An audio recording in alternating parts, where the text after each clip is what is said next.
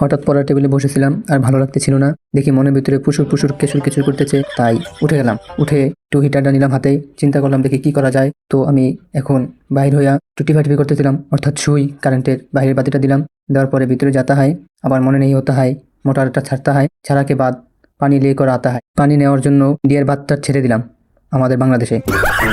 তো পানি ভরে পড়তেছিল বাংলাদেশের একটি গর্তের ভিতরে, সরি আমার ট্যাঙ্কের ভিতরে। অতঃপর আমি পানি লেकर रूम में आता है। আমাদের সেই পালিয়ে যাওয়া সরকার, স্বৈরাচার সরকার হাসুয়াপা রেখে যাওয়া চেয়ারটির উপরে আমার জগটি রাখতে হয়, রাখার পরে লাইনটা দিতে হয়, হিটারটা চালু হতে হয়। এই অসুন্দর চেয়ারটা হাসুয়াপাকে আমাদের দাদা দিল্লি থেকে পাঠিয়েছে, কিন্তু সে এর আফসোসে খুব দুঃখ প্রকাশ করেছে আমার সাথে, তাই আমি এটাকে যত্ন করে আমার কাছে আমি আগলে রেখেছি। পর আমি চার জন্য 4 পাতা চিনি বের করতে গিয়েছি। तो আমি এর ফাঁকে একটা আমল करता है, चार जन्नो पात्रोटा धोता है, धोने के बाद चाय होता है, चाय खाता है, चाय बहुत मज़ा होता है।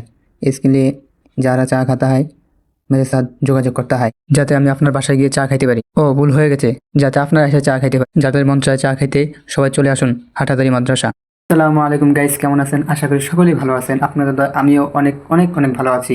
সবাই আমার পাশে থাকবেন, সাথে থাকবেন ইনশাআল্লাহ তাআলা। সবাই লাইক কমেন্ট শেয়ার, উড়াদুরা লাইক কমেন্ট শেয়ার করেন এবং চ্যানেলটিকে সাবস্ক্রাইব করুন এবং ব্লগটি কেমন হয়েছে মাদ্রাসা পড়া অবস্থায় দুষ্টামি করি, জাস্ট এগুলো কিছু মনে করবেন না। সবাই ভালো নজরে দেখবেন। আল্লাহ হাফেজ।